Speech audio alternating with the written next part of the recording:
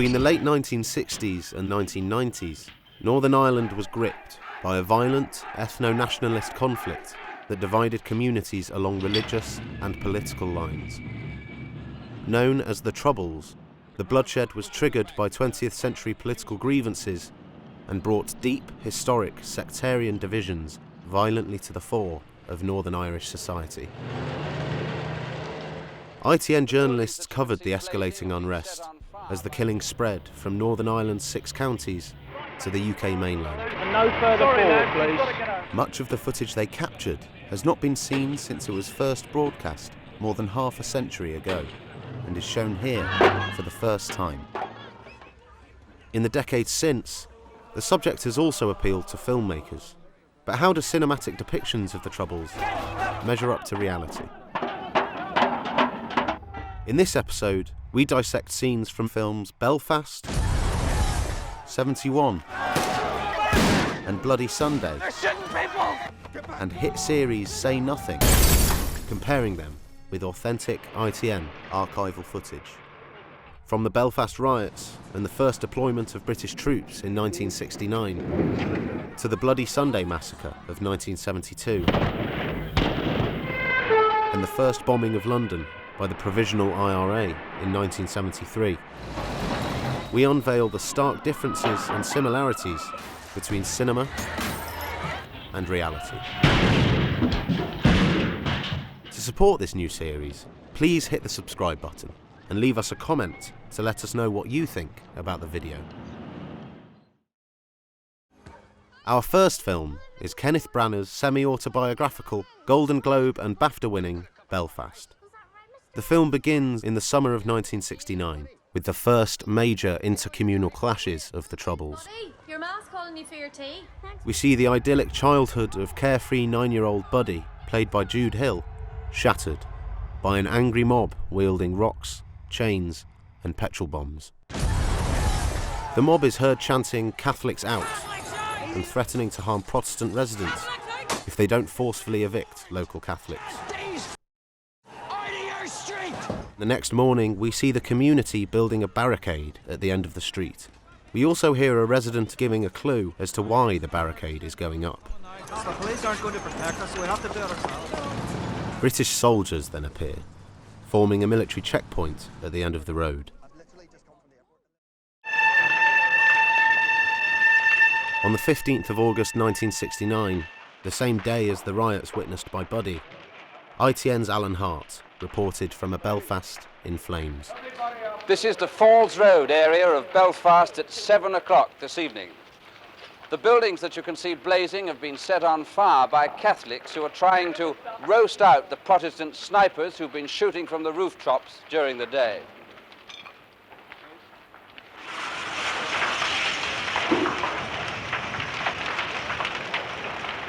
After learning that Catholics have taken to burning buildings in defence against Protestant snipers, we see British troops setting up machine gun posts and manning checkpoints, bayonets fixed to the ends of their rifles.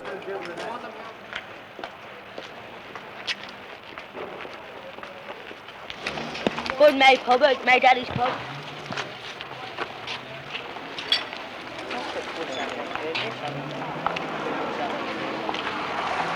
True, Scott.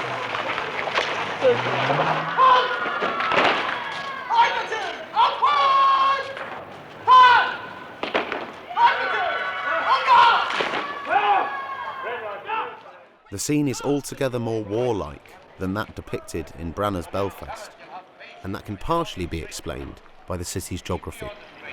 Buddy's Protestant family live in the Montcollier area of North Belfast.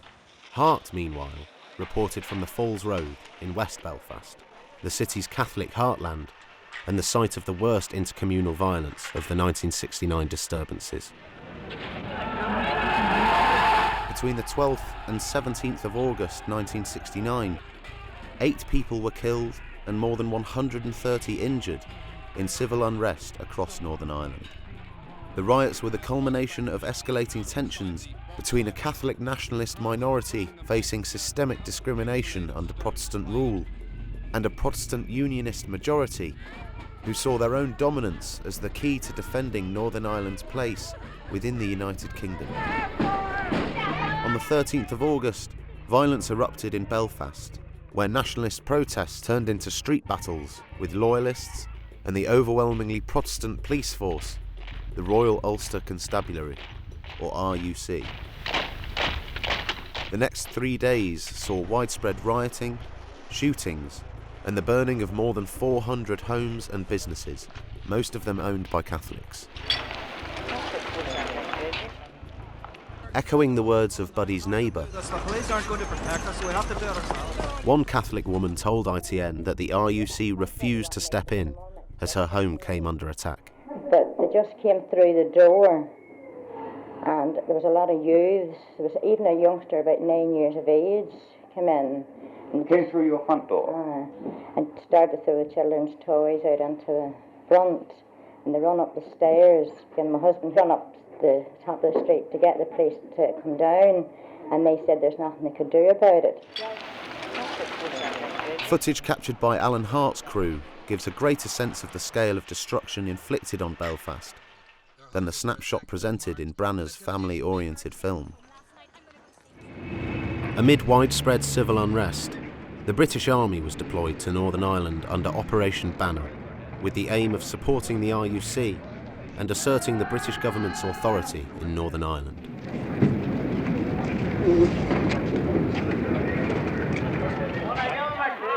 Against this chaotic backdrop, we see local Catholic women bringing cups of tea to British soldiers. This scene was common in the early days of Operation Banner. A grateful Catholic community, fearful of their Protestant neighbours, welcoming the British military presence, believing they would act as a neutral peacekeeping force as order was restored.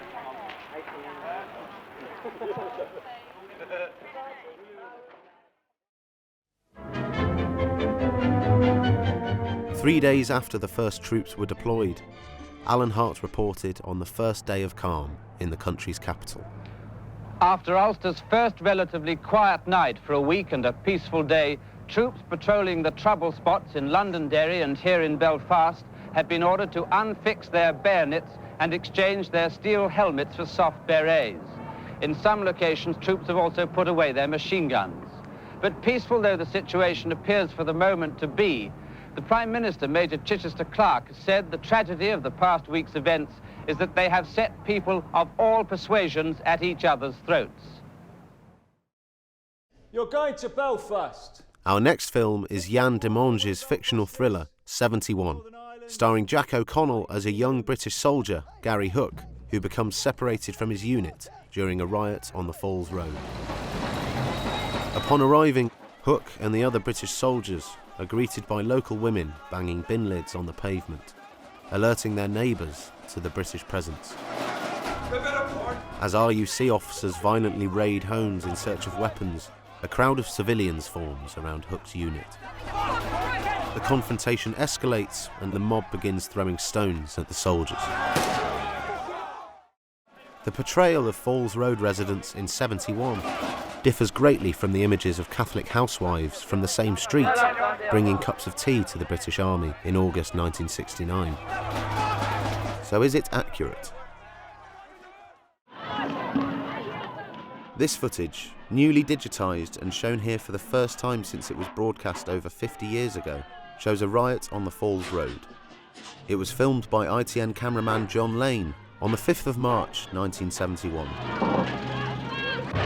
Immediately we see a crowd of women and children throwing bin lids at British soldiers in an attempt to stop the arrest of a young man.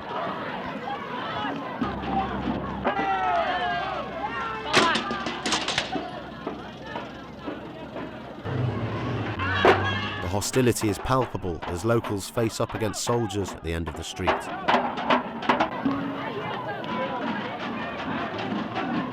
Lastly, we see the soldiers departing the area in trucks, firing rubber bullets at the crowd as they go.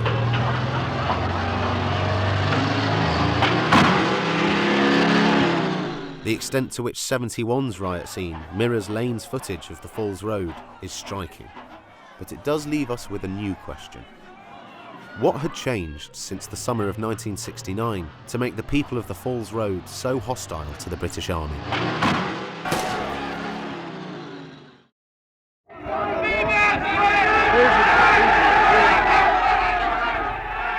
In the first weeks and months of Operation Banner, the Catholic perception of the British Army as neutral peacekeepers quickly gave way to mistrust, with the army increasingly seen as supporting the loyalist cause and focusing its efforts on controlling Catholic and nationalist areas.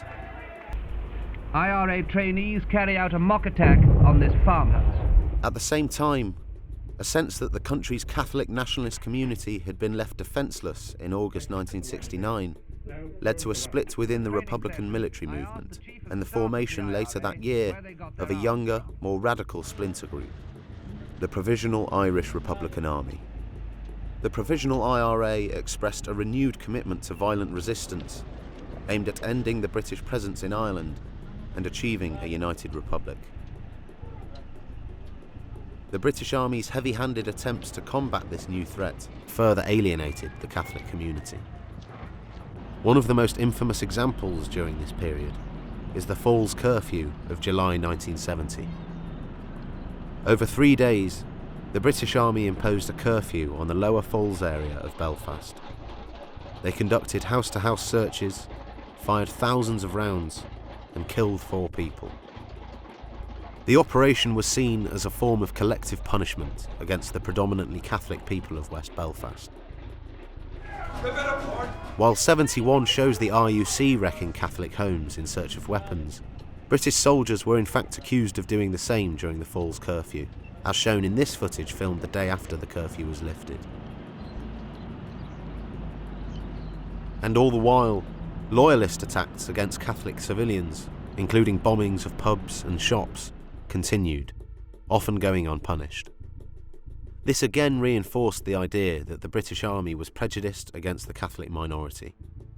Before long, much of West Belfast was considered hostile territory by the British Army.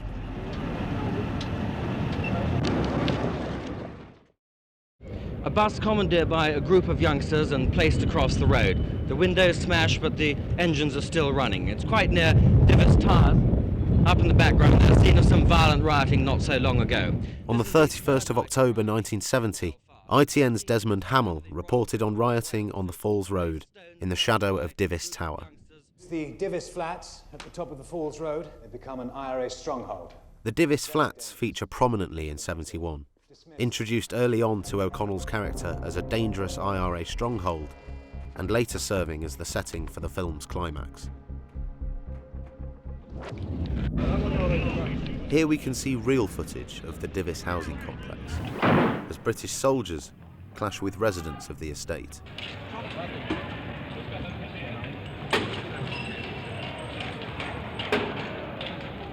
This is the 3rd night of rioting in Belfast, and this evening it's the turn of the Royal Regiment of Wales to face stones thrown by groups of youngsters whom the GOC, Surrey and Freeland, has called young and violent gangs.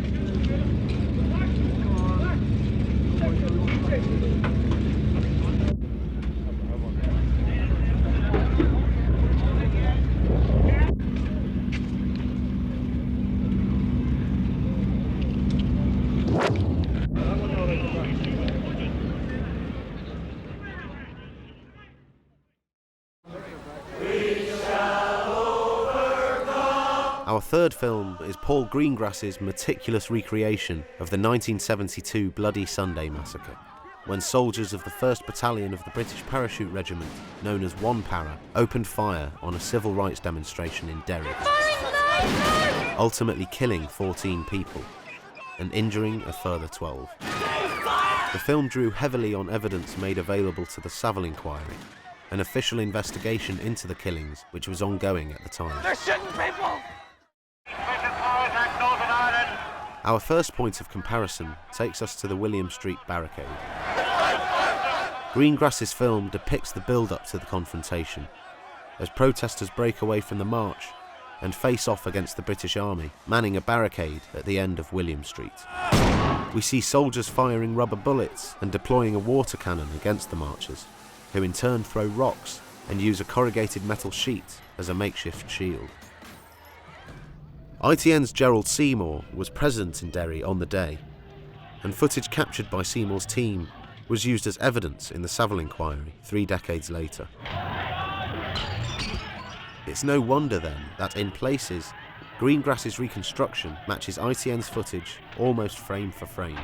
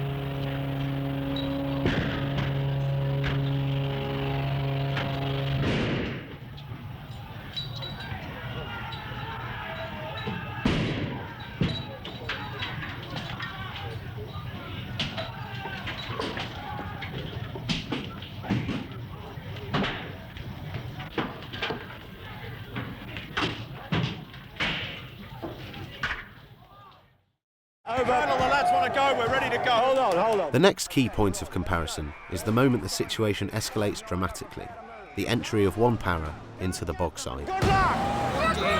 In Greengrass's film, we see the paras anxiously awaiting permission to enter the Bogside before receiving the order and pushing through the barricades. Jesus Christ, it's the paras! Again, ITN filmed the moment one para entered the Bogside, on foot and in armoured scout cars.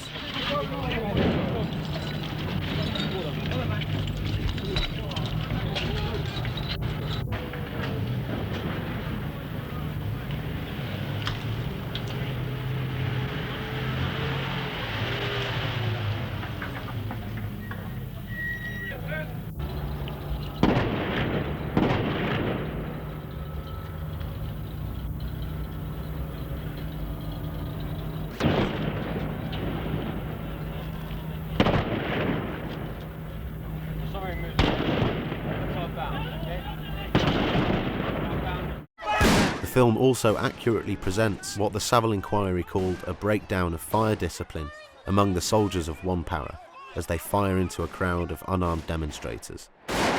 We see Lieutenant Colonel Derek Wilford amidst the unfolding chaos, shouting at his soldiers to take only aimed shots. Only aimed shots!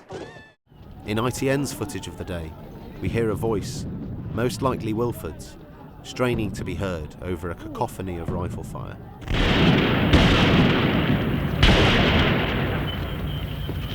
Do not fire back for the moment, unless you identify positive targets. The organisers of this civil rights march promised that they would be non-violent. The army have said throughout the day that they hope to use minimum force, but 3 hours after the procession began, this has ended up, as dusk comes onto the Bogside, as the worst ever confrontation between the army and the Catholic people of the Craigan and Bogside.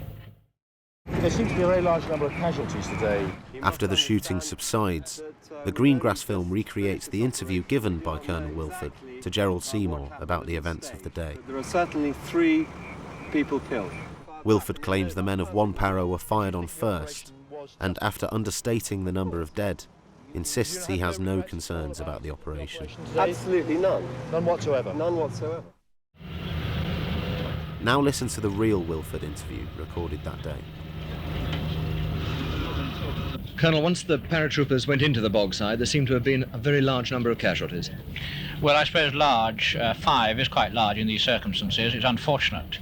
But when we got up there, past William Street, here where we're standing, and up towards Rossville Flats, we came under fire. We came under fire from the bottom of the flats, from the flats. We were also petrol bombed, and some acid, in fact, was poured on us from the top of the flats. Local people are saying that you used excessive force when you went in there. Well, what is force? If you're being fired at, you return fire, and they know that perfectly well. How many gunmen do you feel you've hit in the Bogside? Well, I'm told from my quick sit rep, you must understand it's a very quick sit rep, that 3 gunmen were hit. We have not got the weapons, but this is the usual thing. We saw people come forward. I'm not going to say that I saw weapons taken away, because I don't know yet. I have not spoken to the men on the ground, although I was forward when the shooting was going on. You have no worries about this action? None at all. Contrary to Wilford's words, the Savile inquiry would eventually conclude that the British Army had not been shot at when they opened fire on unarmed civilians. It found that the men of Wampara had later lied to justify their actions, and that none of those killed on Bloody Sunday had posed a serious threat. It also concluded Wilford had disobeyed orders by sending his men into the Bogside, and that this was a key factor in the breakdown of order that followed.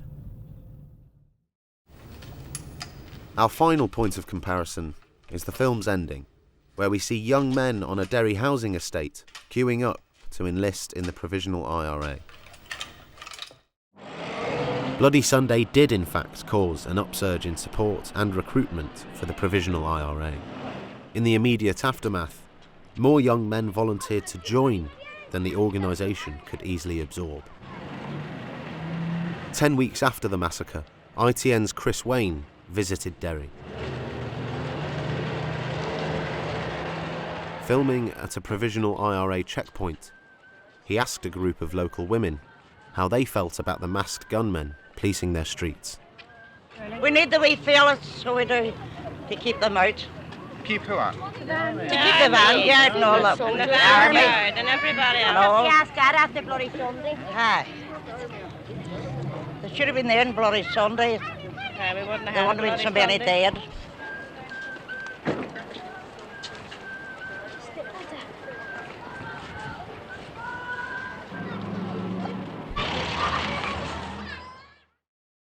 Our last depiction of the Troubles is the Disney adaptation of Patrick Radden Keefe's best-selling book, Say Nothing, a true story of murder and memory in Northern Ireland.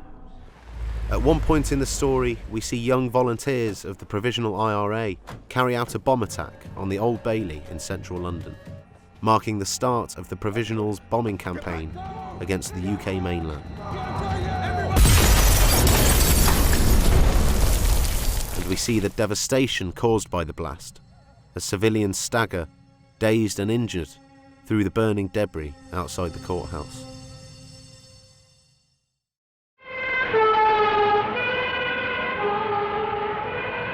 On the 8th of March 1973, ITN cameraman Peter Wilkinson captured the real aftermath of the Old Bailey bombing.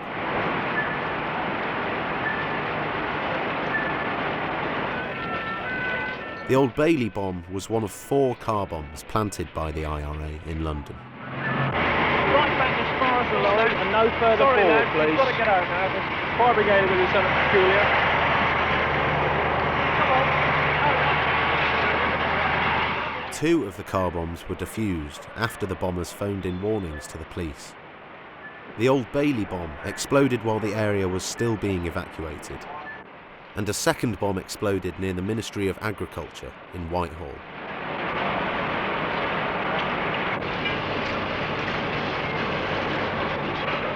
Believing that bombing London would have a larger impact on British public opinion than similar attacks in Ulster, the Provisionals hoped to pressure the government into withdrawing British forces from Northern Ireland.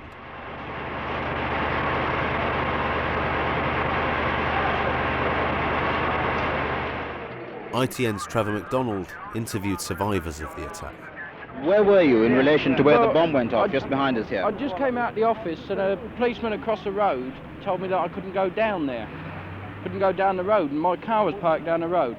So he sent me round the other way. So I went round the other way and collected my car.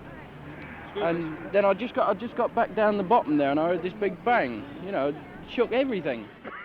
One chap I remember clearly had a very bad gash in his groin and blood was pouring out, and then the ambulances arrived.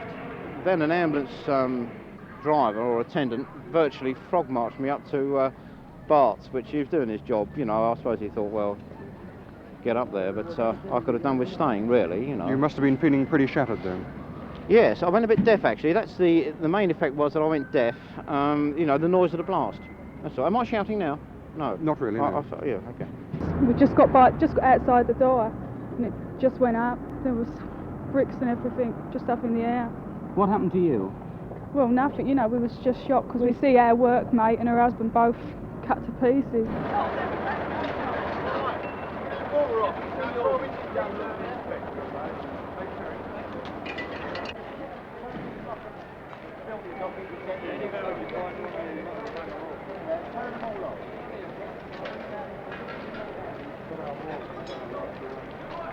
Nobody just come out.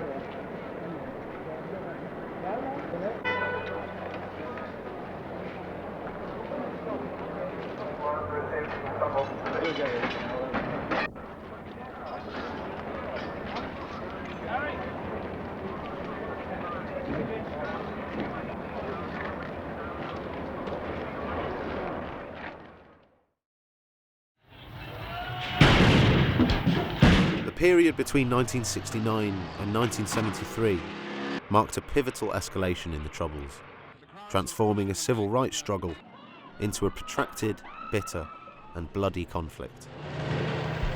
These 4 years marked the most violent period of a confrontation that would ultimately last 3 decades. Throughout this time, news coverage played a crucial role in shaping both public perception and the historical record. Do not fire back for the moment! Only aim shots! And on the big screen, the landscape of Northern Ireland during the Troubles has inspired a number of filmmakers, and will no doubt continue to do so.